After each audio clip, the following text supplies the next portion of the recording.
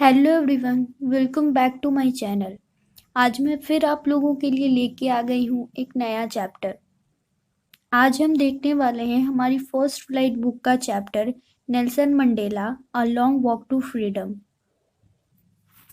ये एक ऑटोबायोग्राफी है जो नेल्सन मंडेला ने लिखी है। ऑटोबायोग्राफी का मतलब होता है खुद के बारे में, अपनी लाइफ के बारे में कुछ लिखना। हम इंडिया में रहते हैं और कई साल पहले हमारे देश पे ब्रिटिशर्स का कब्जा था। तब बहुत से फ्रीडम फाइटर्स जैसे कि महात्मा गांधी, सुभाष चंद्र बोस, भगत सिंह, इन्होंने लड़ाइयाँ लड़ी और भारत को आज़ाद करवाया। ठीक वैसे ही साउथ अफ्रीका में अपार्थाइड सिस्टम चलता था जिसमें गोरे लोगों को ज़्यादा प्रिविलेजेस दिए जाते थे, उन्हें ज़्यादा अपॉर्चुनिटीज़ दी जाती थी और काले लोगों से उनके अधिकार तक को छीन लिया गया था और हर जगह उनकी डिसरिस्पेक्ट की जाती थी, उन्हें बहुत सफ़र करना पड़ता था। तो इसके विरोध में काले लोगों ने एक आंदोलन चला दिया और उसमें से एक नेल्सन मंडेला भी थे, जिन्होंने अपार्थाइड सिस्टम के खिलाफ कई लड़ाइयाँ लड़ी थी और इसके लिए उन्हें कई बार जेल भी जाना पड़ गया। लेकिन जब साउथ अफ्रीका में अपार्थाइड सिस्टम खत्म हुआ और साउथ अफ्रीका डेमोक्रेटिक कंट्री बनी तो नेल्सन मंडेला उसके प्रेसिडेंट हुए और तब उन्होंने ये ऑटोबायोग्राफी या बेसिकली ये चैप्टर लिखा। नेल्सन मंडेला साउथ अफ्रीका के फर्स्ट ब्लैक प्रेसिडेंट बनने वाले थे और 10 में 1994 को उन्हें प्रेसिडेंट बनने की शपथ लेनी थी। वो हमें बताते हैं कि 10 मई का दिन बहुत ज़्यादा ब्राइट और क्लियर या फिर सुहावना था। वो हमें बताते हैं कि पिछले कुछ दिनों से नेल्सन मंडेला कई सारी कंट्रीज़ के लीडर्स, प्रेसिडेंट्स से घिरे रह रहे थे। वे लोग उन्हें प्रेसिडेंट बनने की बधाई देने और 10 मई को जो इनॉग्रेशन या फिर जो शपथ लेने की सेरेमनी होने वाली थी उसमें शामिल होने आए। साउथ अफ्रीका की धरती पर ये आज तक की सबसे बड़ी सेरेमनी और वर्ल्ड लीडर्स की गैदरिंग यानी कि जमावड़ा था। इसमें कई सारी कंट्रीज के लीडर्स आए हुए थे। ये सेरेमनी प्रिटोरिया के यूनियन बिल्डिंग में होने वाली थी जो कि एक एम्फी थिएटर था, मतलब कि उस बिल्डिंग के ऊपर कोई भी छत नहीं थी। पिछले कई डिकेड्स या दशकों से इस बिल्डिंग पर गोरे लोगों का राज था, लेकिन अब ऐसा नहीं था क्योंकि अब साउथ अफ्रीका में पहली डेमोक्रेटिक और नॉन रेशियल गवर्नमेंट इस्टेब्लिश होने वाली थी।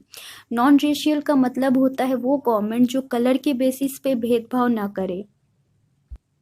उस दिन मिस्टर डी क्लर्क ने सेकेंड डिप्टी प्रेसिडेंट की शपथ ली और थैबो मैकी ने फर्स्ट डिप्टी प्रेसिडेंट की शपथ ली। फिर उसके बाद नेल्सन मंडेला की बारी आई। उन्होंने कॉन्स्टिट्यूशन का पालन करने की और साउथ अफ्रीका की भलाई के लिए और वहाँ के लोगों की भलाई के लिए खुद को समर्पित करने की शपथ ली। वो कहते हैं कि बहुत सालों पहले अपार्थाइड सिस्टम की वजह से हमारी कंट्री में एक बड़ा ह्यूमन डिजास्टर आया था जो कि बहुत लंबे टाइम तक रहा, पर अब वो चला गया है और अब हम साउथ अफ्रीका को ऐसी कंट्री बनाएंगे जिस पे सभी ह्यूमैनिटी को प्राउड होगा, क्योंकि अब यहाँ जस्टिस होगा और सब एक दूसरे के साथ प्यार से रहेंगे। वो कहते हैं कि अपार्थाइड सिस्टम की वजह से पिछले कुछ सालों में बहुत से देशों ने हमसे रिश्ता तोड़ लिया था, पर आज इस सिस्टम के ख़त्म होने पे बहुत से देश हमसे दोबारा रिश्ता जोड़ना चाहते हैं और वो आज इस इनॉग्रेशन में शामिल होने आए हैं।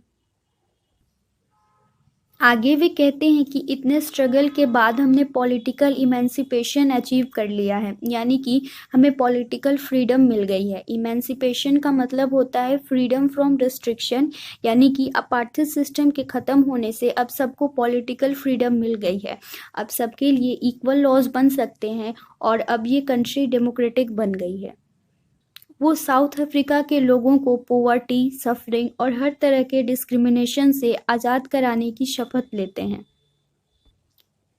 फिर थोड़ी देर बाद साउथ अफ्रीकन जेट्स, हेलीकॉप्टर्स आसमान में अपना प्रदर्शन दिखाने लगते हैं। इससे ये पता चल रहा था कि साउथ अफ्रीका की मिलिट्री न्यू इलेक्टेड गवर्नमेंट के साथ थी। फिर नेल्सन मंडेला हमें बताते हैं कि थोड़ी देर पहले ही साउथ अफ्रीकन डिफेंस के हाईएस्ट जनरल ने, यानी कि डिफेंस के किसी बड़े ऑफिसर ने उन्हें सैल्यूट किया था। नेल्सन मंडेला सोचते हैं कि आज ये मुझे सैल्यूट कर रहे हैं, पर बहुत सालों पहले अगर इन्होंने मुझे देखा होता तो मुझे सैल्यूट करने की बजाय ये मुझे अपार्थाइड सिस्टम या फिर गवर्नमेंट के अगेंस्ट में जाने के लिए अरेस्ट कर लेते। उस दिन 2 नेशनल एंथम्स गाए गए थे, एक नकोसी सिकेल जो कि वाइट लोगों का एंथम था और दूसरा डाई स्टेम जो कि ब्लैक लोगों का एंथम था। लेकिन ब्लैक लोगों को अपना नेशनल एंथम ठीक से याद भी नहीं था, क्योंकि इतने सालों से सिर्फ वाइट लोगों का ही राज था और सिर्फ वाइट पीपल का ही एंथम गाया जाता था। लेकिन नेल्सन मंडेला को ये पता था कि ब्लैक पीपल को भी एक दिन अपना एंथम याद हो जाएगा और वो इसे दिल से गाएंगे। आगे भी हमें बताते हैं कि 20th सेंचुरी के फर्स्ट डिकेड में एंग्लो वॉर हुआ था और अपार्थाइड सिस्टम लागू हुआ था, पर अब 20th सेंचुरी का लास्ट डिकेड आ गया है और अब अपार्थाइड सिस्टम खत्म हो चुका है और सभी को अपने राइट्स और फ्रीडम मिलने वाली है। यहाँ पे किसी तरह का डिस्क्रिमिनेशन नहीं होने वाला है। आगे वे कहते हैं कि बहुत लोगों के सेक्रीफाइसेस के बाद ही आज का दिन आया है और ये सिस्टम हमेशा हमेशा के लिए ख़त्म हुआ है। I was simply the sum of all those African patriots who had gone before me. यानी कि आज हमें जो ये आज़ादी मिली है ये केवल खुद के दम पर नहीं मिली है, इसमें कई अफ्रीकन पैट्रियट्स के सेक्रीफाइसेस हैं और मैं उन सब का सम हूँ। वे कहते हैं कि मुझे बहुत दुख है कि मैं इन अफ्रीकन पैट्रियट्स का धन्यवाद भी नहीं कर पाया। वो लोग अगर आज जिंदा होते तो देखते कि उनके सेक्रीफाइसेस ने साउथ अफ्रीका की धरती पर क्या क्या चेंजेस लाए हैं। हालांकि अपार्थाइड सिस्टम ने हमारी कंट्री पे एक गहरा घाव छोड़ा है जो कि जल्दी रिकवर नहीं होने वाला है, जल्दी नहीं भरने वाला है।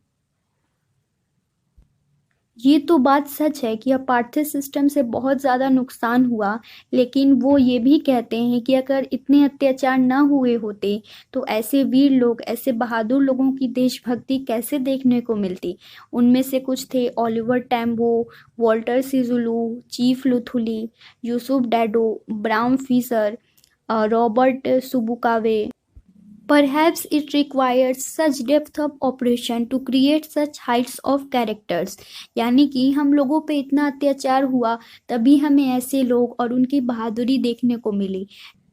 ठीक वैसे ही अगर साउथ अफ्रीका में अपार्थाइड सिस्टम लागू न हुआ होता तो ऐसे देशभक्त और पैट्रियट्स हमें देखने को न मिलते। वहाँ अपार्थाइड सिस्टम लागू हुआ और इसके खिलाफ लोगों ने आवाज़ उठाई, सेक्रीफाइसेस किए, तभी हम उन्हें और उनकी महानता को जान पाए। आगे वे कहते हैं कि हमारी कंट्री के सॉइल में बहुत सारे मिनरल्स और डायमंड्स हैं, लेकिन हमारे देश की सबसे बड़ी संपत्ति हमारे लोग हैं।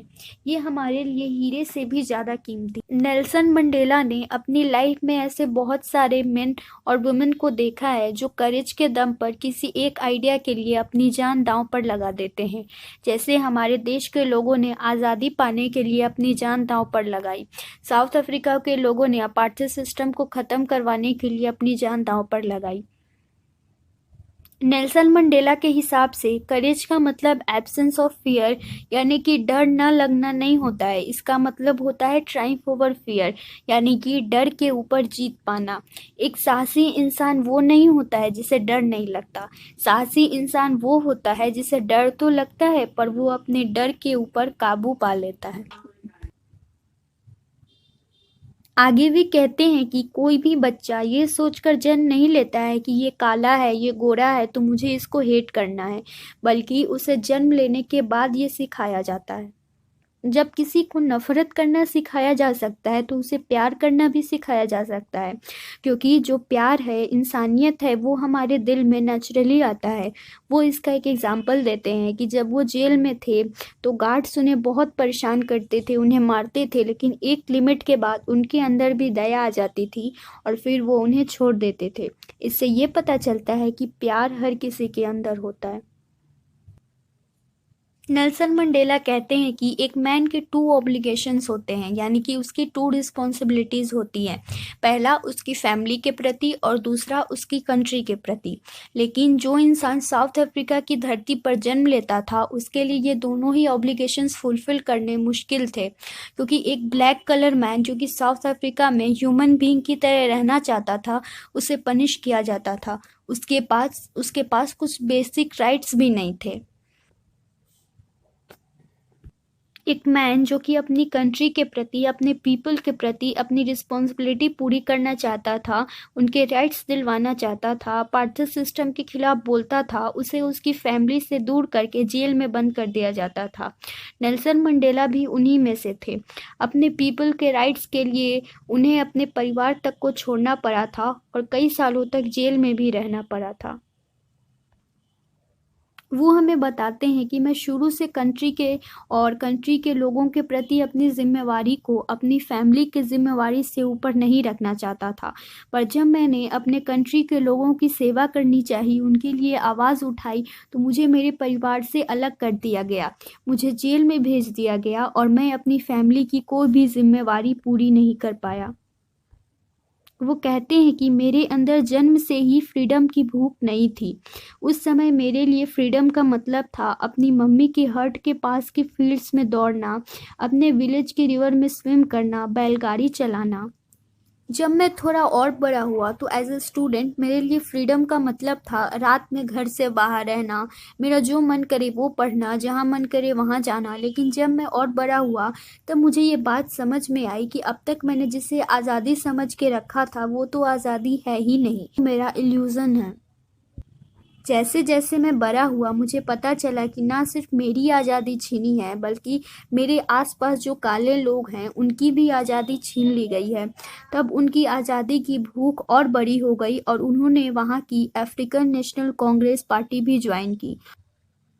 उनके लिए उस समय फ्रीडम का मतलब था अपनी ज़िंदगी सम्मान से और सेल्फ रिस्पेक्ट के साथ जीना, सभी को इक्वल राइट्स दिलवाना। और उनकी इसी भूख ने उन्हें एक साधारण सा डरा हुआ रहने वाला, सारे लॉ फॉलो करने वाले इंसान से एक बोल्ड इंसान बना दिया, एक क्रिमिनल बना दिया। यहाँ क्रिमिनल का मतलब चोरी लूटपाट करना नहीं है। यहाँ क्रिमिनल का मतलब है सरकार के खिलाफ बोलना और उनके लॉज को फॉलो ना करना। उनकी इसी फ्रीडम की भूख ने एक फैमिली लविंग मैन को कई सालों तक अपनी फैमिली से दूर रहने वाला बना दिया।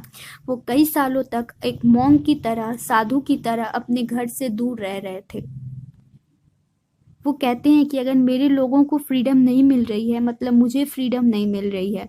वो कहते हैं कि ये पूरी कंट्री के लोग मेरे परिवार के लोग हैं। फिर वो एक बहुत बड़ी बात कहते हैं कि जो एक ऑप्रेस्ड मैन है, जो अत्याचार सह रहा है, वो तो आज़ाद नहीं ही है, लेकिन जो ऑप्रेसर है, जो अत्याचार करने वाला है, वो भी आज़ाद नहीं है। He is a prisoner of hatred. मतलब कि वो अपने मन में इतनी घृणा लेके, इतनी हेट्रेड लेके जी रहा है और वो हेट्रेड के चंगुल में फंसा हुआ है। जो इंसान दूसरे की फ्रीडम छीन रहा है वो प्रेजुडिस और नैरो माइंडनेस यानी कि छोटी सोच के बार्स में जेल में बंद है। ऑप्रेसर और ऑप्रेस्ड दोनों ही अपनी ह्यूमैनिटी खोए बैठे हैं। When was the inauguration day? First option 10th May, second 10th March, third 20th May, fourth 20th March। इस क्वेश्चन का आंसर आप लोग कमेंट में दीजिएगा। आई होप आपको ये एक्सप्लेनेशन अच्छी लगी होगी। प्लीज़ इस वीडियो को लाइक करिए।